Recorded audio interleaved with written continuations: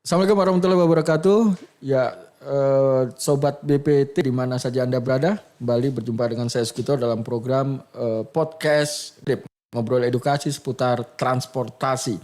Dan kita akan membahas kaitan Nataru, Natal dan Tahun Baru khususnya sisi transportasi. Karena memang transportasi ini menjadi penting untuk kita bahas dan jadi informasi masyarakat. Jangan kemana-mana, saya akan segera kembali setelah yang satu ini.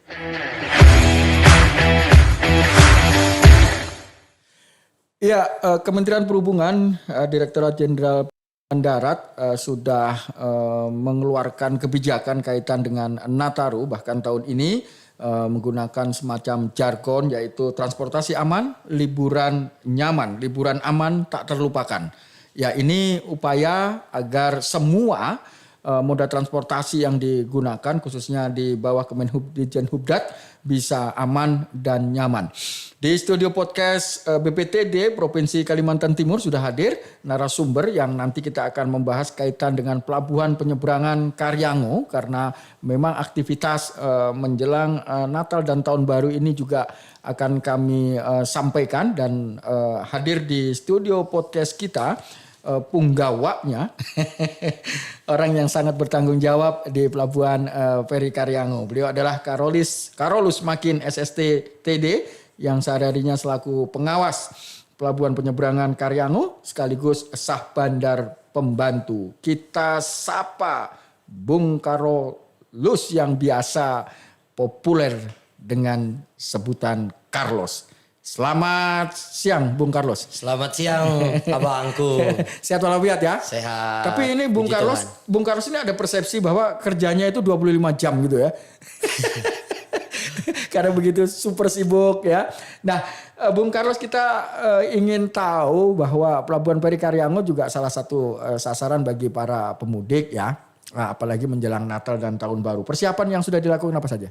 Baik, beberapa hari terakhir saya sudah berkoordinasi dengan teman-teman Jasara Harja Putra, Jasara Harja terkait adalah semacam pengawasan di lapangan berupa bantuan-bantuan fasilitas, kalau pemerintah bilang bantuan CSR ya. CSR. Ya, jadi mereka itu siap untuk mendukung kita. Kalau dari Jasara Harja Putra kan dia menangani tentang asuransi kendaraan ya. Kendaraan. Jadi mereka akan siapkan tenda antrian di lapangan parkir untuk teman-teman atau pengguna jasa yang nyebrang khususnya motor sehingga terhindar dari hujan dan panas ya. Dan itu tendanya itu semacam posko ya.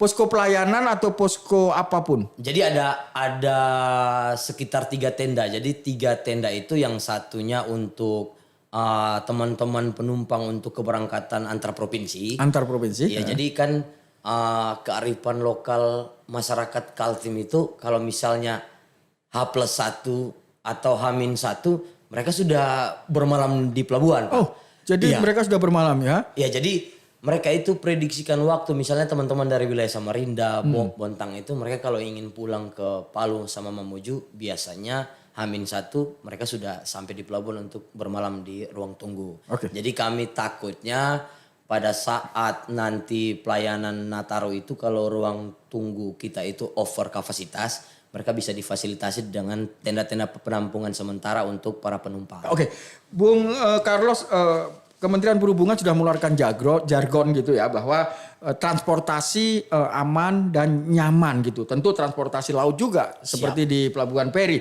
Nah, untuk memastikan bahwa aman dan nyaman ini seluruh kapal yang milik operator sendiri sebelum menjelang Nataru apa yang sudah dilakukan? Baik, jadi saya terus berkoordinasi dengan tim atau teman-teman yang ada di kantor induk khususnya Marine Inspector. Okay. Jadi Marine sama teman-teman yang mempunyai kewenangan untuk pemeriksaan kelek lautan kapal, ramcek itu sudah dilakukan sebulan sebelumnya Pak. Jadi sudah sebulan sebelumnya dilakukan ramcek ya? Iya, jadi dari hasil berita acara jumlah kapal yang ada di Karyango itu kan ada 20. 20. Jadi 20 kapal itu menurut hasil pemeriksaan teman-teman Marine sudah layak untuk melaksanakan siap pelayarannya di masa anggota Nataru. Oke, kali ini ya. jadi Nataru itu nanti baik dari Karyango ke Penajam Pasir Utara maupun yang long distance, Siap. itu yang Palu dan sama Mamuju ya. Siap. Seluruh kapal sudah dijamin bahwa ramceknya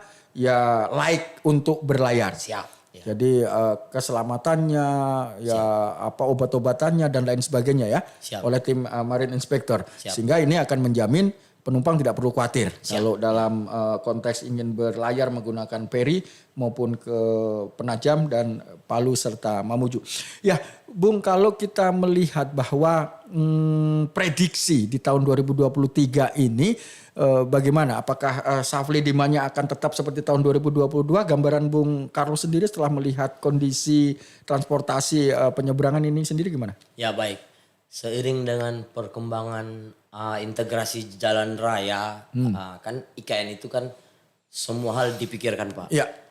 Jadi ada integrasi khusus jalan raya sendiri yang menghubungkan antara kota Balikpapan, Samarinda dan PPU sampai ke Banjarmasin, sama Kalimantan Tengah bahkan sampai Kalbar. Itu kalau khusus untuk Karyango Penajam saya rasa masyarakat sudah kebiasaan dengan memilih alternatif sendiri. Jadi untuk perkembangan di tahun terakhir ini demand yang berangkat untuk lintasan Karyango Penajam itu sudah semakin menurun. Apalagi ditambah gini Pak, masyarakat yang dulunya dari wilayah Kalbar, Kalteng sama Kalsel itu kan kalau mau balik ke Samarinda itu kan harus lewat Karyango Penajam. Karyango Penajam. Nah sekarang mereka sudah punya alternatif. Ditambah lagi kondisi jalan di sana kan perkembangannya sangat bagus. Ya mungkin kalau untuk lintasan Karyango Penajam saya rasa tidak ada hal yang meningkat secara tidak ada lonjakan ya. Tidak ada lonjakan yang secara signifikan lah kalau kita bilang. Tetapi yang saya khawatirkan itu gini Pak. Untuk lintasan antar provinsi itu kan ada Palu sama Mamuju. Kita tahu bahwasanya hari raya ini kan untuk kaum Nasrani. Betul sekali Pak. Nah, di lintasan Palu Mamuju itu merupakan akses bagi saudara-saudara kita yang ke Manado ya? Iya, itu kan ada wilayah Sanger sama orang-orang teman-teman dari Manado sih. Jadi akses yang ini merupakan salah satu alternatifnya mereka. Nah, antisipasi kita itu fasilitas yang kami akan sediakan untuk tempat-tempat penampungan sementara itu buat teman-teman yang diprediksikan akan pulang ke wilayah Palu. Wilayah Palu ya, karena mereka akan juga lebih dekat untuk ke Manado. Siap. Karena lewat daratnya juga lebih enak ya. Siap, ya. Dan ini juga sudah diantisipasi Bung kalau terjadi lonjakan gitu karena memang kan ini antisipasi karena biasanya Pelni itu kan melalui Makassar aja ya. Pelni itu Makassar, tetapi ternyata di sana bisa saja full karena sudah di booking jauh hari. Nah di pelabuhan Karyango yang menuju Palu ini sudah juga diantisipasi misalkan ledakan dan lonjakan karena ada proses perpindahan itu gimana? Jadi kemarin begini Pak, pada saat pembuatan jadwal untuk lintas antar Mamuju sama Palu, itu saya prioritaskan untuk ke Palu itu kita siapkan volume tripnya agak banyak Pak dibandingkan Mamuju tadi. Kalau ya kisaran kalau kita mulai posko dari tanggal 19 itu ada pelayanan sekitar 6 trip Pak. 6 trip ya? 6 trip ke Palu, yang ke Mamuju cuma 4 trip aja. Oke, jadi ada tambahan 2 trip. Iya, ada di itu bisa menampung kalau satu kapal itu berapa ya Bung Carlos ya? Biasa Pak ya, kalau kita kan lebih jeli di ilmu kebijakan sih Pak. Kalau seorang Sabandar sih Pak. Mungkin ilmu kebijakan dan kebijaksanaan. Iya. Jadi kan harapan kita itu kan sebetulnya kita harus sukseskan orang itu pulang ke tempatnya dengan selamat. Cuman beberapa kali saya koordinasi sama kapten kapal, kita prioritaskan teman-teman itu sejumlah alat keselamatan yang tersedia di kapal Pak. Biasa ada toleransi, Pak. Biasanya kan ada toleransi. Biasa tuh gini Pak, kalau tapi toleransi tidak melanggar aspek keselamatan gitu. Jadi seorang Sabandar itu harus jeli. Yang pertama dia pastikan alat keselamatan itu aman, selamat, dan berfungsi baik. Yang kedua, selalu berkoordinasi sama kapten kapal, karena dia yang bertanggung jawab setelah kapal itu lepas dari bandar atau pelabuhan. Terus yang jadi pemikiran paling yang harus kita teliti Pak ya. Itu kan jumlah alat keselamatan misalnya khusus Suwarna Kartika tuh kalau di surat biasa kapal penyeberangan itu kapasitas penumpangnya itu biasanya sejumlah tempat duduk yang ada di Tempat kapal. duduk. Nah, cuman alat keselamatan yang tersedia itu bisa menampung sekitar 8 sampai 900 orang, Pak. Oh, cukup besar juga Iya. ya. Dengan ditambahnya ada pembatasan angkutan barang, teman-teman. Oh, jadi sekarang ini ketika Nataru ada batasan. Iya, siapa? Di hari-hari besar untuk pelayanan transportasi itu biasanya angkutan barang dilarang untuk ini. Terus Istilahnya solusinya yang untuk barang dibatasi cuman material, tapi kebutuhan pokok itu masih tetap berjalan. kayak sembako harus Iya, menjadi masih skala tetap prioritas berjalan. ya. Iya, betul, Pak. Marah orang Palu nanti. Ya, Bung Carlos secara komprehensif, secara lengkap tampaknya BPTD begitu concern ya, begitu luar biasa untuk mendukung bahwa masyarakat untuk bisa nyaman dan aman. Saya dengar Kepala BPTD Pak Muiz Thohir dan para kasih juga kemarin melakukan semacam inspeksi ya. Siapa? Jadi kemarin itu ada kunjungan dari Bapak Kabalai, Pak Muiz sama Kepala Seksi dan Pak Kasubag TU. Mereka itu datang niatnya untuk sebetulnya lebih melihat kesiapan pelabuhan sih untuk menghadapi ini. Cuman dari data-data yang saya sajikan itu sama informasi dan real di lapangan, beliau itu sangat percaya bahwasanya untuk tahun ini khususnya Karangopel Penajam itu bisa kita atasi dengan baik. Iya. Yang beliau tekankan itu kesiapan kita untuk mendukung teman-teman yang pulang antar Balikpapan Palu. Balikpapan Palu. Beliau sempat mengecek juga kesiapan sarana prasarana yang ada, terus apa langkah atau solusi yang saya siapkan di lapangan. Oke, termasuk juga pengecekan cashless ya, ada proses penambahan nanti itu mungkin Sobat BPTD dan masyarakat perlu tahu itu ada proses cashless ini sendiri akan ada penambahan bank penampung sehingga nanti masyarakat atau pengguna jasa bisa lebih mudah. Siapa? Jadi kami dari Karyango itu sama teman-teman dari TU sudah menyiapkan 2 rekening penampung Pak. Jadi ada tambahan BNI sama BRI. Oke. Dengan harapan kami cash yang berkaitan sama pending transaksi dapat diproses minimal H+1. H+1 ya. Jadi transaksi pengguna jasa itu walaupun sekarang dia saldonya kepotong, cuman yang jadi beban kami di pelabuhan itu setoran ke produksi atau asuransi pendapatan mereka sangat terkendala kalau pending transaksi itu masih berjalan. Karena operator juga memerlukan uang itu dengan cepat ya. Siap. Kalau bagi pengguna jasa sih selama ini aman ya? Belum ada komplain sih. Ya, tapi kan juga semakin mudah karena mungkin nanti penyediaan jasa dari MTI khususnya dan juga BRI serta Mandiri, saya mungkin nyebut produk, itu kan juga akan ada top up di sana.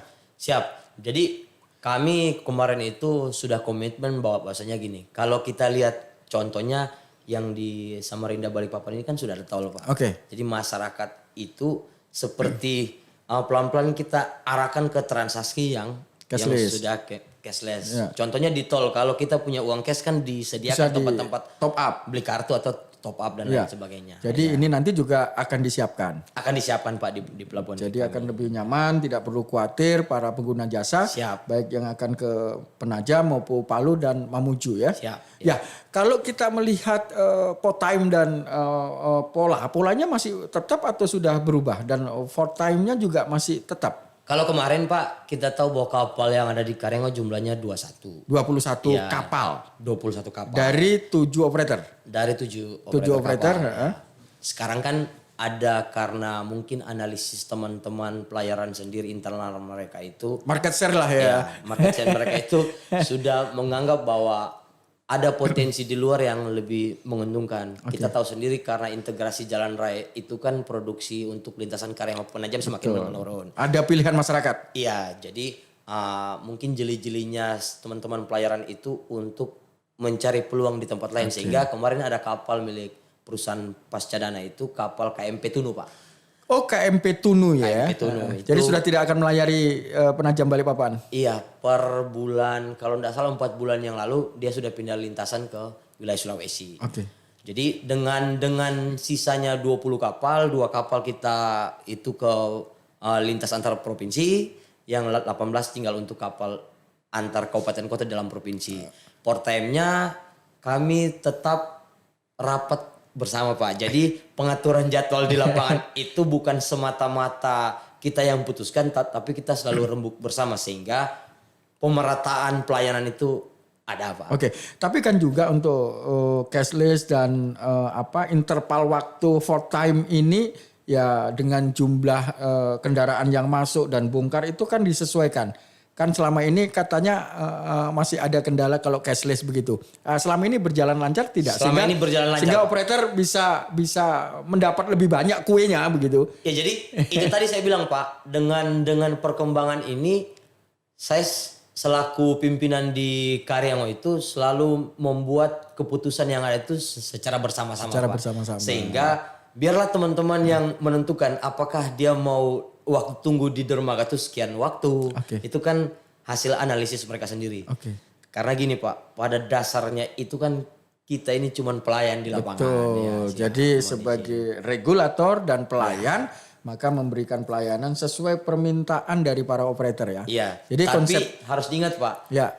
Tanpa menyalahi atau melenceng daripada aturan yang berlaku itu aja sih. Ya. Jadi memang konsep yang dilakukan Pak Carlos ini ya bottom up lah ya, aspirasi bottom up bukan top down, kebijakan yang top down karena memang mendengar aspirasi dari bawah dan itu akan lebih smooth berjalan ya. Ya terakhir Bung Carlos mungkin juga saran untuk para pengguna jasa yang akan menikmati suasana Nataru dan akan juga menggunakan jasa pelabuhan Karyango, apa saja yang harus disiapkan dan konteks aman dan nyaman itu jaminannya apa saja? Silakan.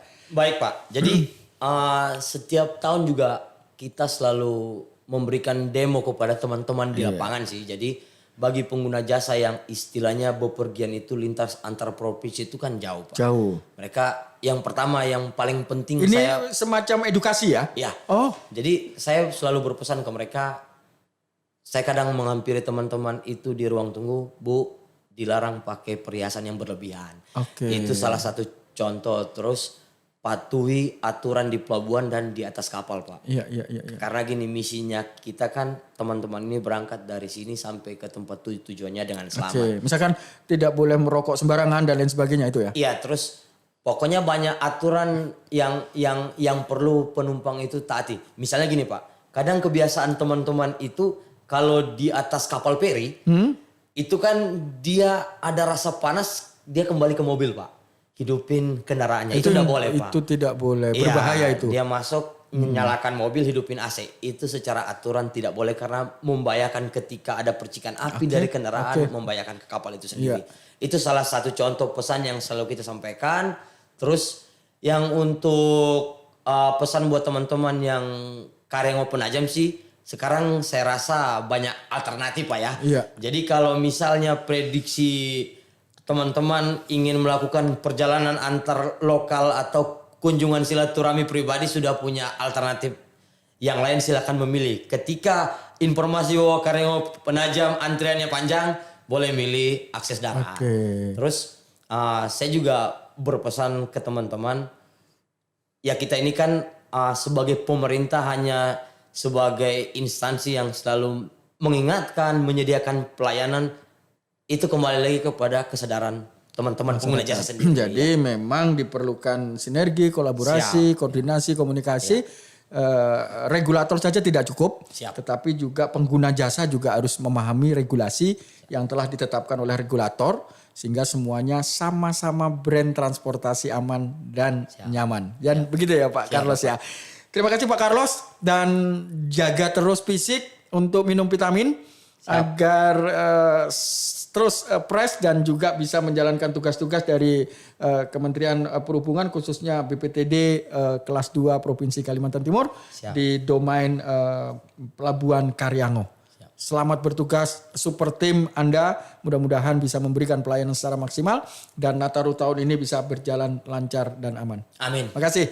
Ya, demikian tadi pemirsa sekalian dan juga Sobat BPTD podcast kami bersama Pak Carlos yang luar biasa Dan ini orang yang sangat memiliki struggle atau nilai perjuangan untuk memperjuangkan pelayanan agar pengguna jasa yang melintas dari pelabuhan Karyango baik yang ke Penajam dan long distance ke Palu serta Mamuju bisa mendapat pelayanan maksimal. Tetapi pesan yang paling utama dari Pak Carlos adalah ayo kita bersinergi, ayo sama-sama bekerja sama, karena tanpa kerjasama dari pengguna jasa, Pak Carlos bukanlah siapa-siapa dan beliau hanya menjalankan tugas kementerian untuk memberikan pelayanan maksimal. Saya Sugito dan juga Bung Carlos mengucapkan terima kasih atas partisipasi Anda dan mudah-mudahan ini bisa menjadi referensi dan kasana keilmuan Anda, dan selamat bernataru, selamat bernatal dan tahun baru, dan jaga terus fisik Anda, jaga kesehatan Anda, dan mudah-mudahan di